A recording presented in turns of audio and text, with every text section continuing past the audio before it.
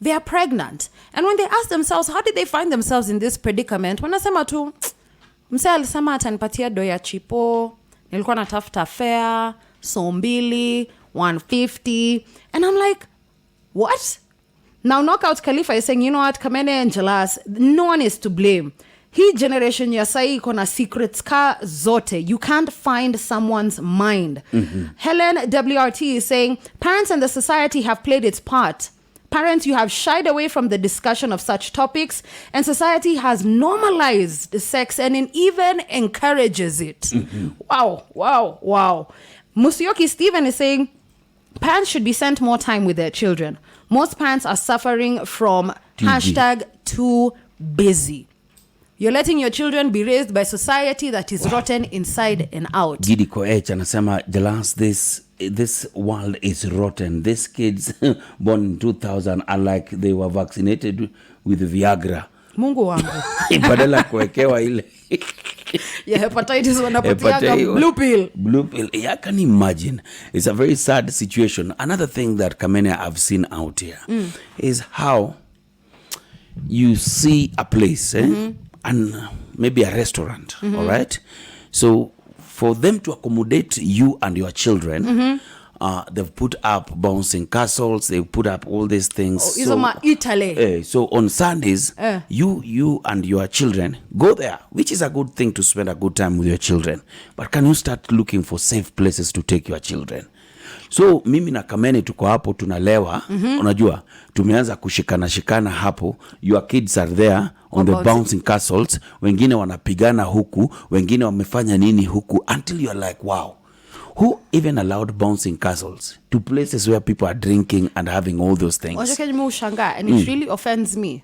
So yes, back in the day tukisherekea unaenda mahali kwa bar, mnakunywa, mnakula kanyama hivi. And a woman will walk in with her kids to the bar. Sasa wameshikana kama demu wainde. Mama Jaden, so like 4 Mama Jadens wanaingia sasa kwa bar. Watu wao wachape laps, wacheze kwa grass. Wao wanakunywa huko. What are you doing? No, just the first thing. I know you really want to spend time with your children on that Sunday afternoon, on that Saturday afternoon. Yeah. Can you just look for a safe place to take your children? Kindly. Stop exposing them to some of these things. Tafadhali. Ati sasa watu wanalewa hapa, mimi napiga drink zangu hapa, tunapiga na Kamene, watoto wako pale kwa bouncing castle. And kuna wase wa shisha. Kuna washisha wako pale nini. Kidogo mimi na Kamene tumelewa. Unajua pombe naye itambui. Tumeanza kukulana hapo mabusu nini. And the kids are just seeing. Please just start looking for safe places to take family. Where did we drop the ball? 0711-046-100. If we have over 200 young girls pregnant and HIV positive, ni nani? Aloe Black, Maya Way. Some great motivation for you this morning. You know, as you go out to go and secure the bag to ensure that you get your hustle going, make sure you do it your way, because there's no better way. My name is Kamene Goro. And when you doing your hustle, going out for it, do not be ashamed of what you're doing. Kama we ni mtu wa mjengo, twende kazi. Kama we champion. ni mtu wa nduthi, twende kazi. Wewe ni waiter pale, twende kazi. Wewe ni bouncer, whatever you are doing, go out there and hustle out kabisa. Kwa sababu hawa watu wanakucheka ati nini. Siku njaa itakuja, hawatakubuia anything. Hawatakununulia unga. But this is very true. Piga mjengo, piga anything. Twende kazi, my friend. Chapa kazi. Still want to hear your voice where you're checking in from. 0711-046-100. Good morning. 200 girls. 200 girls in Muranga tested HIV positive, and then they are pregnant.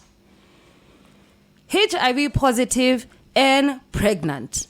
So imagine you're broke, pregnant, and sick. Now we name mtoi.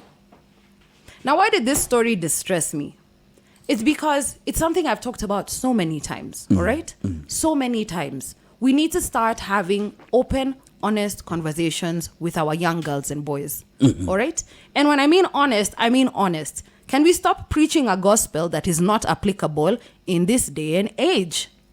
These girls are being lured into these activities for very small money. Poverty, bro. Chips, sausage, 100, finje, Nasikia watu wa Nduthi Oshago. Wow, vijana tu wenye wamenunua manduthi wanaendesha hapa na pale. Haram. Haram. Lift nini vitu kama hizo. So 200 girls. HIV positive and pregnant. Oh, way. Going to be underage parents, sick, end up on lifelong medication. And what is at the heart of this? That we don't want to talk to young people. Talk to them about what? About this. It's the parents, by the way. It's not the parents. Sometimes I blame parents. I think it's the whole system. Sometimes I blame parents. How, you say like now, this is morning radio.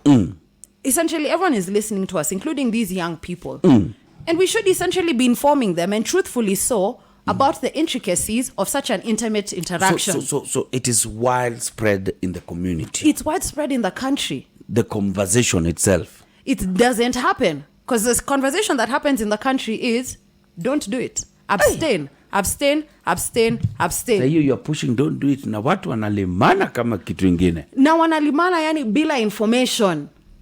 You're just going into this thing blind. You don't know what will happen after that. Umepata chipo na sombili unaenda zako. You end up sick and pregnant. Wow. Kamene, you know, I've always wanted you to sit on that seat and be the big sister to some of these young girls. Today, if you were in a room of 200 girls who are below 18, what will be 3 things that you'll tell them? Contraception, protect yourself, contraception. You see, the thing is jealous right now. So do not do it. It's not applying. It's anywhere. not. How long have we been preaching abstinence? So abstinence 0. Throw abstinence out the window. So they are going to do it. Is protect. Because that's the thing. Young girls are not being told how to protect themselves. Me, personally. Okay. I thank God for the school that I went to. Because you know how they made me protect myself? They put the fear of God in me. Hey, how now? I abstained until I was 19. We had a sex education program in our school that was so tight that I was even afraid of this thing. Tulipelekwa retreat, Lukenya, and we were played for this documentary that was done by Rafael Tuju. I don't know what it was called, but it just basically tells you everything. It used to be called Ace Media. That whatever. Ace Media that Rafael Tuju used to go around with. Buddha I boss. think those things should come back again. They need to come back, because let me tell you something. The minute we watched that thing, we were about 40 of us. And we were like 13. You know, wanajua sasa hormones zinaanza kupanda. 13, they took us weekend, Lukenya, sit down, watch this thing. I kid you, I didn't even want a dude to touch me. I'm a classmate, hey, well, like, please. But those are the days that there were no phones, there were no nothing, there was no internet, there was but nothing. But the thing is, at least right now you see, hey. Rafael Tuju will come with that one. He will show you. Then on their phone, they have people enjoying all over. Buddha. So it's crazy. It's a two-way traffic. So to me, it will first boil down to parents. You understand? To just have candid conversations. There are parents who do not want to believe, kabisa, that their girls are already having sex. They don't want to believe. They don't want to believe until it is too late. Unaletewa mtoi. So what will you be able to do? Just talk to your child and tell her, my daughter, I know you are 10, I know you are 12, I know you are 13. I know your hormones are raging. This and this is what all this thing will lead to. And you just talk to them and you candidly be with them. You understand? And I'm not telling you don't go out there. You will meet men, they will lure you. But if they lure you, this is the direction to take. What will a 12-year-old HIV pregnant girl in Muranga do now? Can you imagine a situation of a 13-year-old? Which one is worse? You as a parent talking to her, or being in that situation, or being in that situation where your daughter who is 13 is pregnant and HIV positive. My God. Which one would you take as a parent? Talk to them. But you know, we can sit here and say talk to them. Talk to them. No one really can. They won't. What do you mean? You think you can have that conversation with your daughter? I will. You sit her down and tell her, Mami, nakupenda sana. I will. Ujue. And actually, we will be there with the mom. We will be there with the mom. I'll put my daughter Salik and talk to her and tell her that this is the situation. And this is how it happens. Can you imagine if my daughter ends up with HIV and she's pregnant Mungu. at the age of 13, 14. Where will I even go in this country?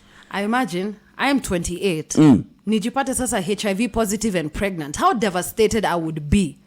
Now, can you imagine somebody half your age, 14 years? I would skize muziki.